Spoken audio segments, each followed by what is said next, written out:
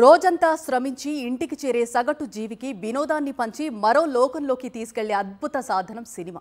ఆ సినిమాల్లో హీరోలు చేసే సాహసాలు, అసాంఘిక శక్తులతో చేసే వీర పోరాటాలు చూసి ఫ్యాన్స్ పండగ చేసుకుంటారు. తమ అభిమాన నటుడికి గుండెల్లో గుడి కట్టేస్తారు.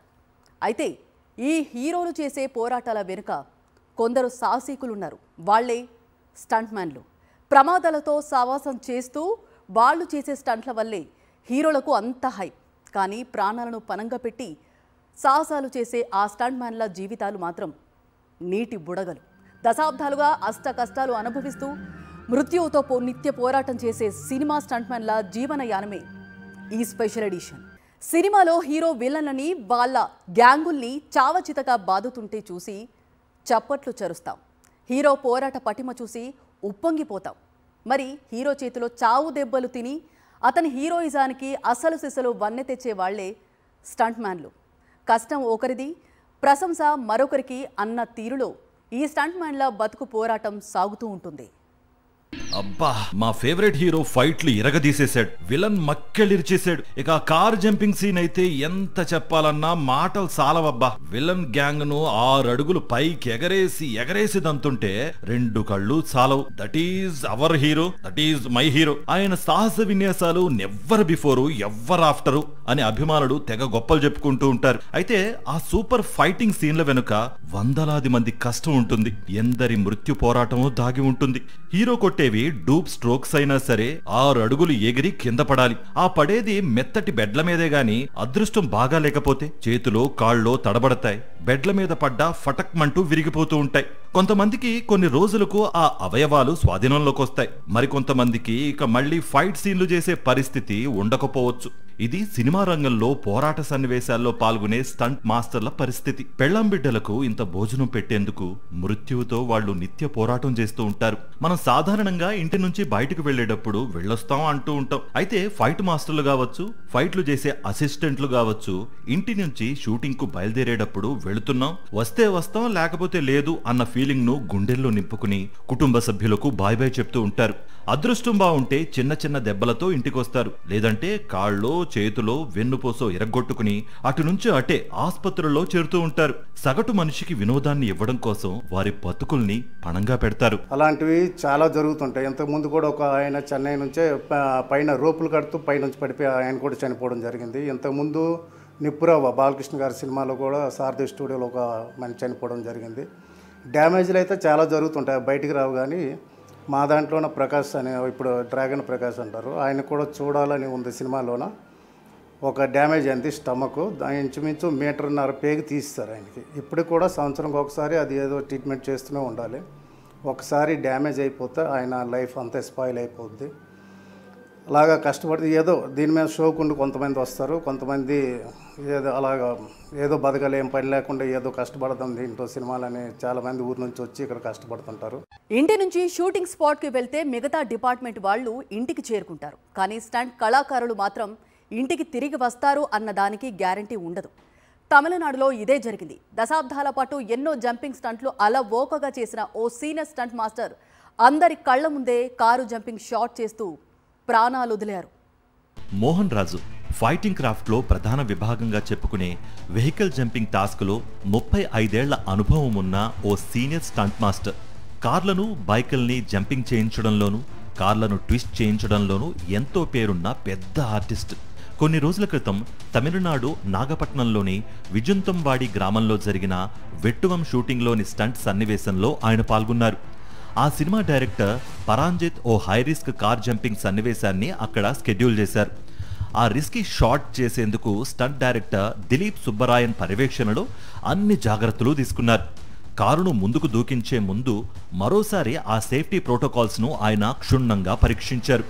అంతా ఓకే అనుకున్నాక కారు ముందుకు దూకించారు మోహన్ రాజు.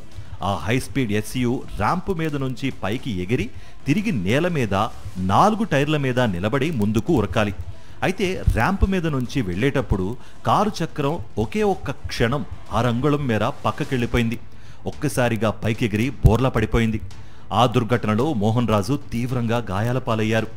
కొన ఊపిరితో ఉన్న ఆయన్ను ప్రభుత్వ ఆసుపత్రికి తరలించారు. అయితే అప్పటికే ఆయన చనిపోయారని డాక్టర్లు చెప్పారు. దీంతో సినిమా యూనిటే కాదు, ఇండియన్ ఫిల్మ్ ఇండస్ట్రీ కూడా నిర్ఘాంతపోయింది. ఆయన మరణం పట్ల దేశవ్యాప్తంగా ఎందరో సినిమా ప్రముఖులు ప్రగాఢ సానుభూతి ప్రకటించారు. ఆయన చాలా ఎక్స్పీరియన్స్ గల మనిషి. 35 సంవత్సరాలు ఆయన జంపరే ఓన్లీ స్పెషల్ షాట్లే చేస్తాడు. కారు అప్సెట్ కానీ ట్విస్ట్ కానీ ఆయన అంటే పెద్ద, మేము అప్పుడు ఫైటర్గా ఉన్నప్పుడు 30 సంవత్సరాల కింద ఆయన జంపరు. అంత ఎక్స్పీరియన్స్ ఉంది కానీ ఆయన టైం బాగోలేదు, అంతే, దానికి ఏం చేయలేము. ప్రతి దాంట్లో ప్రమాదం జరుగుతుంటుంది. ప్రతి ఫైట్ అంటేనే ప్రమాదం, కానీ దానికి తగ్గట్టుగా మేము ఏం చేస్తామంటే లోపల వెల్డింగ్లు అన్నీ కరెక్ట్. కారుకైతే ఏం డ్యామేజ్ కాలేదు, ఓన్లీ అద్దాలు పగిలినాయి. కానీ ఈయన కారు ఎప్పుడు ఆయన ఎవరు తప్పు అని చెప్పలేము, ఎందుకంటే తప్పు ఉంటే లోపల వెల్డింగ్ కరెక్ట్ లేకపోతే ఏదైనా అయితే ఆయనది కరెక్ట్ వెల్డింగ్ చేయించుకోలేదు, అది తప్పు మాస్టర్ కాకపోతే జంపర్ ఏదో అని చెప్పొచ్చు. కానీ కారుకి ఎటువంటి డ్యామేజ్ కాలేదు, అన్నీ కరెక్ట్గా ఉన్నాయి, టైం బాగోలేదు కాబట్టి. ఇన్సూరెన్స్ చేయరు ఎవరు కూడా, ఎందుకంటే మేము కావాల్సుకొని జంప్ చేస్తాం కాబట్టి మాకు ఎవ్వరు కూడా ఇన్సూరెన్స్ చేయట్లేదు.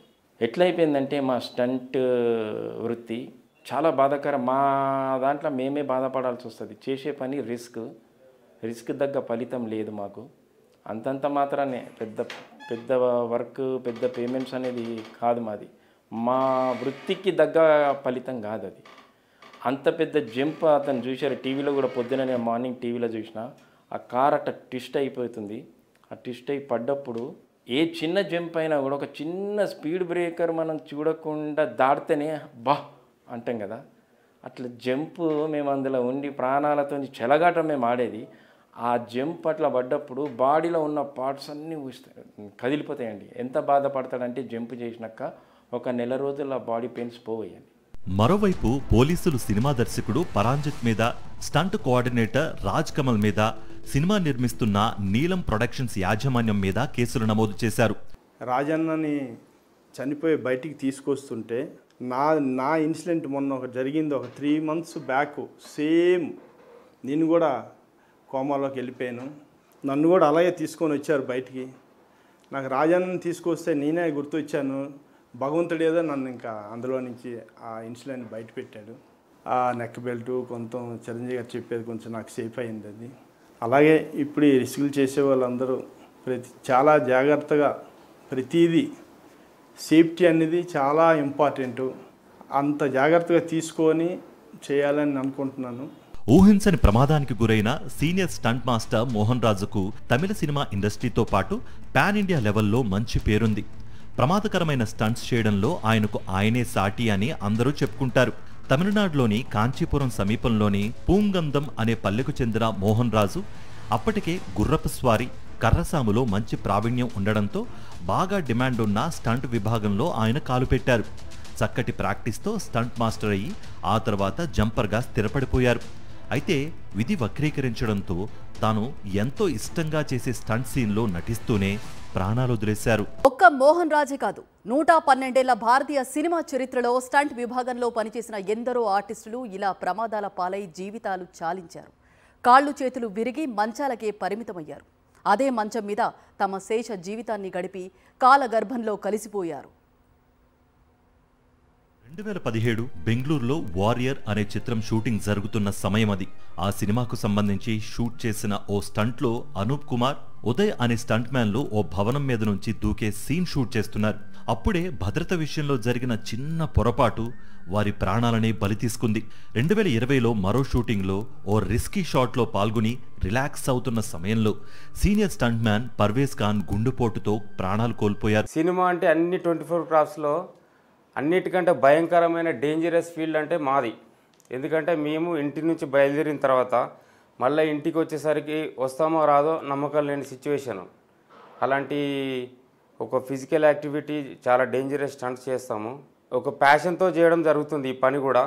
డబ్బు గురించి కంపల్సరీ ఇంత ఇస్తేనే చేస్తాం, అంత ఇస్తేనే చేస్తాం అనేది కాకుండా మేము ఒక మాస్టర్ షార్ట్ చెప్తాడు, డైరెక్టర్ షార్ట్ డిజైన్ చేస్తాడు, దానికి సంబంధించి మాకు మాస్టర్స్ ఉంటారు. వీరే కాదు, ఆ తర్వాత జరిగిన ఎన్నో ఘటనల్లో ఎంతో మంది స్టంట్మెన్లు కాళ్ళు చేతులు పోగొట్టుకుని దివ్యాంగులుగా మారిపోయారు. ఏదైనా ప్రమాదంలో ప్రాణాలు కోల్పోతేనో లేదా సహజ మరణం సంభవిస్తేనో మృతుడి కుటుంబాలను ఆదుకునే ఇన్సూరెన్స్ పథకం ఈ కళాకారులకు అందుబాటులో లేకపోవడంతో వారి కుటుంబాలు అనాథలయ్యాయి. అనుక్షణం మృత్యువుతో ఆటలాడే ఈ కళా కార్మికులకు ఇన్సూరెన్స్ లేకపోవడం ఏంటి? ఇండస్ట్రీలోని 24 ప్రధాన విభాగాల్లో స్టంట్ మ్యాన్లదే డేంజర్ జాబ్ అని చెప్పక తప్పదు. మరి ప్రాణాలకు తెగించి పనిచేసే వీళ్లు పారితోషికం విషయంలో వివక్ష ఎదుర్కొంటూనే ఉన్నారు. సినిమా హీరోలకు కోట్లకు కోట్లు పారితోషికం ఇచ్చే నిర్మాతలు స్టంట్ మ్యాన్లకు మాత్రం అంతంత మాత్రంగానే రెమ్యూనరేషన్తో సరిపెడుతున్నారు. ఒక విధంగా చెప్పాలంటే వాళ్ల పరిస్థితి ఇప్పటికీ రోజు కూలీ చేసుకునే వారిలాగానే ఉంది. రక్తాన్ని చెమటగా మార్చి వీళ్ల చేత స్టంట్లు చేయించుకుని కొందరు ప్రొడ్యూసర్లు డబ్బులు ఎగవేసిన సందర్భాలు కూడా ఉన్నాయి. మాకేందంటే మాకు ఇన్సూరెన్స్ చెయ్యరు ఎవరు కూడా, ఎందుకంటే మేము కావాల్సుకొని జంప్ చేస్తాం కాబట్టి మాకు ఎవ్వరు కూడా ఇన్సూరెన్స్ చేయట్లేదు. ఎట్లయిపోయిందంటే మా స్టంట్ వృత్తి మేమే బాధపడాల్సి వస్తుంది. చేసే పని రిస్క్ తగ్గ ఫలితం లేదు మాకు. అంతంత మాత్రానే పెద్ద వర్క్ పెద్ద పేమెంట్స్ అనేది కాదు మాది. మా వృత్తికి తగ్గ ఫలితం కాదు అది. అంత పెద్ద జంప్ అతను చూశారు టీవీలో కూడా, పొద్దున నేను మార్నింగ్ టీవీలో చూసిన ఆ కార్ అట్ట ట్విస్ట్ అయిపోతుంది. ఆ ట్విస్ట్ అయి పడ్డప్పుడు ఏ చిన్న జంప్ అయినా కూడా ఒక చిన్న స్పీడ్ బ్రేకర్ మనం చూడకుండా దాటితేనే బా అంటాం కదా, అట్లా జంప్ మేము అందులో ఉండి ప్రాణాలతో చెలగాటం మేము ఆడేది. ఆ జంప్ అట్లా పడ్డప్పుడు బాడీలో ఉన్న పార్ట్స్ అన్నీ కదిలిపోతాయండి. ఎంత బాధపడతాడంటే జంప్ చేసినాక ఒక నెల రోజుల్లో బాడీ పెయిన్స్ పోయి. దేశం మొత్తం మీద తెలుగు సినిమా రంగంతో పాటు తమిళనాడు, కర్ణాటక, ముంబై, కోల్కతాల్లో సినిమా స్టంట్ యూనియన్లు ఉన్నాయి. ఈ 5 యూనియన్స్లో Telugu cinema stunt man union number 1 స్థానంలో ఉంది. బాహుబలి, RRR, కల్కి, సలార్, పుష్ప సినిమాల్లో తమ సత్తా ఏమిటో చూపించారు తెలుగు స్టంట్ మ్యాన్లు. ఆ సినిమాలకు ప్రపంచ ప్రఖ్యాతినివ్వడంలో ప్రధాన పాత్ర పోషించారు. ఇంత పేరు తెచ్చుకున్న 10 దశాబ్దాల సినిమా చరిత్రలో స్టంట్మెన్ల బతుకుల్లో మాత్రం ఏమాత్రం మార్పు లేదు. వీళ్ల పరిస్థితిపై ఓ ఎంపీ ఏకంగా పార్లమెంట్లో ప్రస్తావించారు. వారికి తగిన న్యాయం చేయాలని వేడుకున్నారు. ఏళ్లు గడిచినా ఆయన నివేదనను అటు కేంద్ర ప్రభుత్వం కానీ ఇటు రాష్ట్ర ప్రభుత్వాలు కానీ ఇప్పటిదాకా పట్టించుకోలేదు. జరిగిందేదో జరిగిపోయింది. ఇండస్ట్రీని నమ్ముకుని బతికే తమకు ఇప్పటికైనా న్యాయం చేయాలని కోరుతున్నారు స్టంట్మెన్లు. తమకు కూడా ఇన్సూరెన్స్ పథకం అమలు చేయాలని, పెన్షన్ సదుపాయం కలిగించే విషయంలో ప్రభుత్వాలు చొరవ చూపాలని విన్నవించుకుంటున్నారు. పాన్ ఇండియా లెవెల్లో స్టంట్లు చేసేవారికి అదనంగా రెమ్యూనరేషన్ ఇవ్వాలని స్టంట్మెన్లు కోరుతున్నారు. మాకు యాక్షన్కి ముందు మాకు ఒక 3 days ప్రాక్టీస్ అని ఇస్తారు. 3 days 2 days ప్రాక్టీస్ ఇస్తారు సార్. ఆ ప్రాక్టీస్లో ఇంత కూడా విరామం లేకుండా ఓన్లీ లంచ్ టైంలో ఒక 1/2 hour అన్నం తినేసారంటే పిల్లలు మా ఫైటర్స్ పొద్దున 7 o'clock నుంచి ఈవినింగ్ 6 o'clock వరకు షూటింగ్లో కష్టం కంటే ఎక్కువ కష్టపడతారు. ఎందుకంటే మంచి ఫైట్ తీసి మంచి అవుట్పుట్ ఇస్తే డైరెక్టర్ గారికి కూడా నచ్చుతుంది, ఆ సినిమా పెడితే సినిమాలో కూడా నచ్చుతుందని చాలా కష్టపడతారు. కానీ పాన్ ఇండియా లెవెల్లో మేము సినిమాలు చేసినాం, చాలా సినిమాలు చేసినాం. దానికి రాష్ట్రపతి అవార్డులు కూడా వచ్చినాయి. RRR కానీ, బాహుబలి 2, పుష్ప 2 ఇవన్నీ పెద్ద సినిమాలు మేము చేసినాం. పాన్ ఇండియా అని అంటారు కానీ పాన్ ఇండియాకి ఖర్చు పెడుతురు, కానీ మాది మాత్రం అంతే పేమెంట్. మాకు ఫలితం లేకుండా ఉంది. మా కష్టానికి ఫలితం పాన్ ఇండియా అని తీస్తున్నారు కానీ పాన్ ఇండియాకి కష్టపడ్డ ఫలితం మాకు లేదండి. మేము కోరేది ఏంటంటే, ఒకటి పాన్ ఇండియా అన్నప్పుడు మాకు కూడా పేమెంట్స్ కొంచెం హైక్ చేస్తే బాగుంటుంది. మామూలు సినిమాకి మామూలుగా, పాన్ ఇండియా అంటే కొంచెం హైక్, కొంచెం ఒక 1 call sheet ఒక 1.5 call sheet మాకు ఎక్కువ ఇస్తే మాకు కూడా సంతోషం ఉంటుంది. పాన్ ఇండియా లెవెల్లో సినిమా తీస్తున్నప్పుడు ఒక హీరో కూడా పాన్ ఇండియా లెవెల్లోనే పేమెంట్స్ తీసుకుంటున్నప్పుడు మాకు కూడా ఒక పాన్ ఇండియా లెవెల్లోనే పేమెంట్స్ కావాలని మాకు కూడా కోరిక ఉంది. మేము కూడా అది ఛాంబర్కి చెప్పాము, చూస్తామని చెప్పి. కేవలం 3 అంటే 3 డిమాండ్లు. వీటి విషయంలో అటు ప్రభుత్వాలు ఇటు నిర్మాతలు కాస్తంత చొరవ చూపితే మృత్యువుతో సహజీవనం చేసే ఈ చిరు జీవులకు కాస్తంత ఊరట కలుగుతుంది. ఇది ఈనాటి స్పెషల్ ఎడిషన్. మరో స్పెషల్ ఎడిషన్లో మళ్ళీ కలుద్దాం. Stay tune to Sakshi.